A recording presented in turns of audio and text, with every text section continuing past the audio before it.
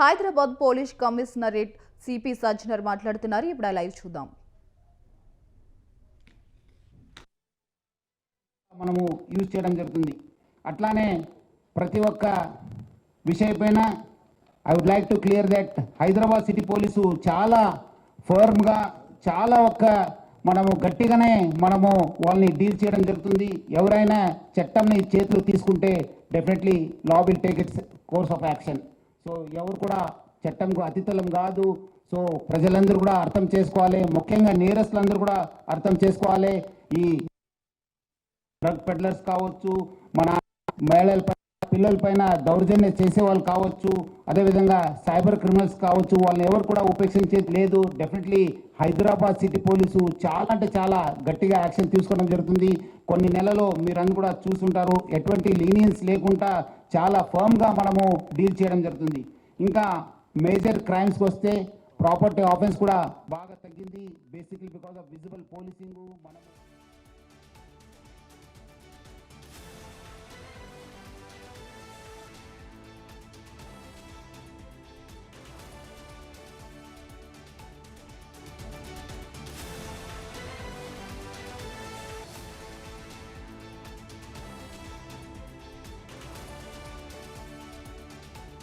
పట్టుకుంటారనే ఒక భయం ఉంది. బట్ ఇంకా దాంట్లో కూడా ఇంకా కొన్ని చేయాల్సి ఉంది. డెఫినెట్లీ వచ్చే సంవత్సరం కూడా దానిపైన కూడా ఇంకా ఉన్న ఈ ప్రాపర్టీ అఫెన్స్ కూడా తగ్గించడానికి, ఇంపార్టెంట్ క్రిమినల్స్ కూడా అరెస్ట్ చేయడానికి కూడా మనము కసరత్తు చేయడం జరుగుతుంది. సైబర్ క్రైమ్ కూడా బేసిక్లీ బాగా అవేర్నెస్ తీసుకురావడంతో ప్రజలు కూడా తెలిసిపోయింది చాలా చోట్ల కూడా దట్ ఇట్లా సైబర్ క్రైమ్స్ జరుగుతుందని చెప్పి మనం కూడా కంటిన్యూస్గా మన సైబర్ క్రైమ్ టీం కూడా బాగా చేశారు. దానివల్ల కూడా 8% క్రైమ్ కూడా దాంట్లో తగ్గింది. బట్ మహిళల పైన మన కేసు రిపోర్టింగ్ కూడా ఎక్కువ కావడం జరిగింది. ఆల్మోస్ట్ మన 6% crime against women has increased. POCSO కూడా ఇంక్రీజ్ కావడం జరిగింది 27%. బేసిక్లీ ఫ్రీ రిపోర్టింగ్ వల్ల మన మహిళలకు, ఆడపిల్లలు కూడా మా పైన విశ్వాసం పెరగడం వల్ల, మనకు ఇంక్రీజ్డ్ అవేర్నెస్ వల్ల, గ్రేటర్ ట్రస్ట్ ఉండడం వల్ల మనకు ఈ రిపోర్టింగ్ కూడా కావడం జరిగింది. దీనిపైన కూడా మనము చాలా అంటే చాలా ఫోకస్ చేయడం జరుగుతుంది. మనము చాలా గట్టిమైన కోర్ట్ మానిటరింగ్ సిస్టమ్ పెట్టేసి ఈ పాక్సే కేసెస్లో కూడా ఎవరెవరు నేరస్తులు ఉన్నారు వాళ్ళందరూ కూడా గట్టి శిక్ష పడే విధంగా కూడా మనం ప్లాన్ చేయడం జరుగుతుంది. అట్లానే మనము ఈ జాగ్రత్త హైదరాబాదు, సురక్షిత హైదరాబాద్ క్యాంపెయిన్తోని మనము సోషల్ మీడియా ద్వారా హైదరాబాద్ సిటీ పోలీస్ కూడా ఈ అన్ని నేరాలపైన కూడా అవేర్నెస్ తీసుకురావడానికి చాలా కృషి చేయడం జరుగుతుంది. దానివల్లనే ఇప్పుడు మీరు మొదటి అడుగుగా చూస్తుంటారు, సైబర్ క్రైమ్స్ కూడా చాలా తగ్గడం జరిగింది. ఈ సంవత్సరము మన సైబర్ క్రైమ్ టీము బాగా అంటే బాగా చేశారు. బయట క్రిమినల్స్ కూడా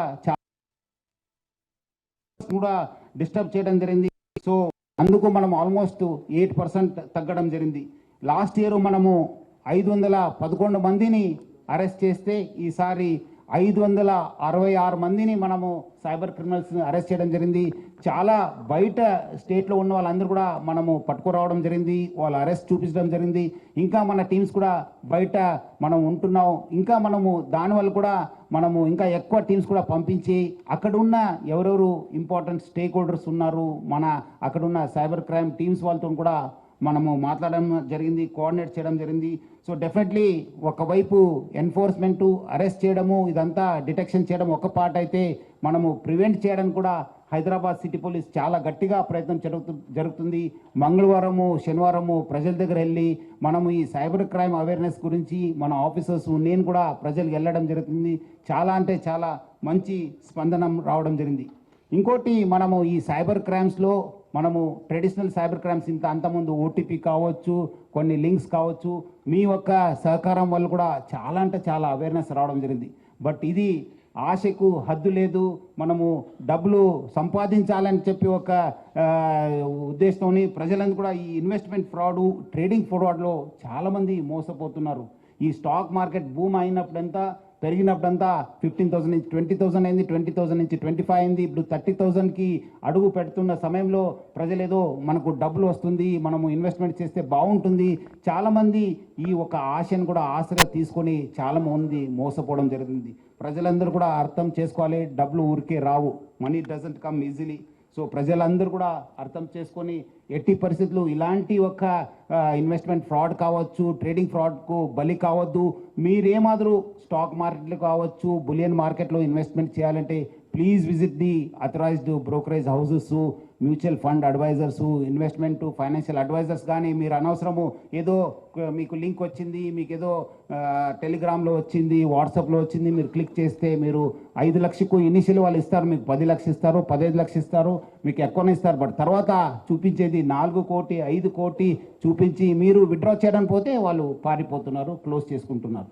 సో ఈ ఇన్వెస్ట్మెంట్ ఫ్రాడ్కి, ట్రేడింగ్ ఫ్రాడ్కి బలి కావద్దని చెప్పి కోరుతున్నాను. Please contact your investment advisers కావచ్చు, బ్రోకరేజ్ కావచ్చు, సెబీలో రిజిస్టర్డ్ అయిన ఇన్వెస్ట్మెంట్ అడ్వైజర్స్ దగ్గరనే మీరు అందరూ కూడా అకౌంట్ ఓపెన్ చేసి మీరు మీ యొక్క ట్రేడింగ్ కావచ్చు, ఇన్వెస్ట్మెంట్ని చేసుకోవాలని చెప్పి ప్రజలందరూ కూడా కోరుతున్నాను. అట్లానే ఈ సైబర్ క్రైమ్లో ఈ మ్యూల్ అకౌంట్స్ అనేది చాలా అంటే చాలా న్యూసెన్స్ అయింది. ఎక్కడో ఉన్న వాళ్ళు ఎక్కడో అకౌంట్స్ చేసి వాళ్ళకి వేరే వాళ్ళకి సప్లై చేయడంతో కూడా చాలా అంటే చాలా నష్టం జరుగుతుంది. ఈ మధ్యలో చూసి ఉంటారు, మనం దాదాపు 120 అకౌంట్స్ని మనం ఫ్రీజ్ చేస్తే 24 crores was cheated in that account. Ultimately మనం రికవర్ చేసింది 16 లక్షనే. సో ఈ ఒక విషయపైన కూడా నేను మన సీనియర్ ఆఫీసర్స్ అందరూ కూడా ఆర్బీఐ గవర్నర్ గారిని కూడా కలవడం జరిగింది. ఆయన కూడా దీనిపైన దృష్టి పెట్టాలని చెప్పి కోరడం జరిగింది. కొన్ని హైదరాబాద్ సిటీ పోలీస్ తరఫు నుంచి కూడా సజెషన్స్ ఇవ్వడం జరిగింది. ఆయన చాలా అంటే చాలా సానుకూలంగా స్పందించారు. మన ఆఫీసర్స్ కూడా దానిపైన మనము యాక్ట్ చేయడం జరుగుతుంది. వచ్చే రోజు ఈ న్యూసెన్స్ కూడా సాల్వ్ అవుతుందని చెప్పి నాకు అనిపిస్తుంది. ఇంకా డ్రగ్ ఫ్రీ సొసైటీ కోసము తెలంగాణ ప్రభుత్వం చాలా అంటే చాలా పెద్ద ఉద్దేశం పెట్టుకోవడం జరిగింది, గోల్ పెట్టుకోవడం జరిగింది. సో దానికి తగ్గట్టుగా హైదరాబాద్ సిటీ పోలీస్ కూడా నార్కోటిక్స్ అనేది ఒక టాప్ ప్రయారిటీ పెట్టుకోవడం జరిగింది.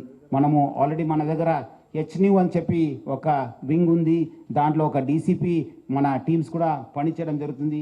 గతంలో 322 కేసెస్ బుక్ చేస్తే ఈసారి 368 కేసెస్ని మనము కట్టడం జరిగింది. సో డ్రగ్స్ ఆల్మోస్ట్ 6.45 crores 645 కోటి దాకా మనము వర్తున్న డ్రగ్స్ని మనము సీజ్ చేశాను. అట్లానే మనకి ఇప్పుడు 2 టీమ్స్ ఉన్నాము. వచ్చే సంవత్సరము దీన్ని జోనల్ వైజ్ కూడా టీమ్స్ పెట్టడం జరుగుతుంది. 7 టీమ్స్ పెట్టడం జరుగుతుంది. ఆల్రెడీ దాని దిశలు కూడా మనము కసరత్ చేయడం జరుగుతుంది. అట్లానే మనము ఈ ఎవరెవరు స్టేక్ హోల్డర్స్ ఉన్నారు, మన ఈగల్ టీం వాళ్ళు కావచ్చు, బయట ఉన్న డిఆర్ఐ వాళ్ళు కావచ్చు, ఈడీ వాళ్ళు కావచ్చు, మన ఎన్సీబీ వాళ్ళు కావచ్చు, డ్రగ్స్ డిపార్ట్మెంటల్ కావచ్చు, ఎక్సైజ్ వాళ్ళందరితో కూడా ఒకటే వేదిక పైన మనము రావడం జరిగింది. లాస్ట్ మంతే ఒక కోఆర్డినేషన్ మీటింగ్ కండక్ట్ చేశాను.